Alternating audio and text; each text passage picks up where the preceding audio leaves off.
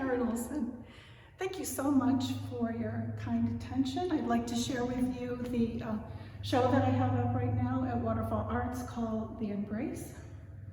Early in 2020, I took to the woods like many of us Mainers did here, looking for solace and comfort, encouragement, companionship. I began exploring the concept of Shinrin-yoku, or forest bathing. I began seeing also an ecotherapist. She was helping me work through a grief, trauma, things that I had not long before experienced and still was trying to work through. So I began to spend many hours in the forest, listening,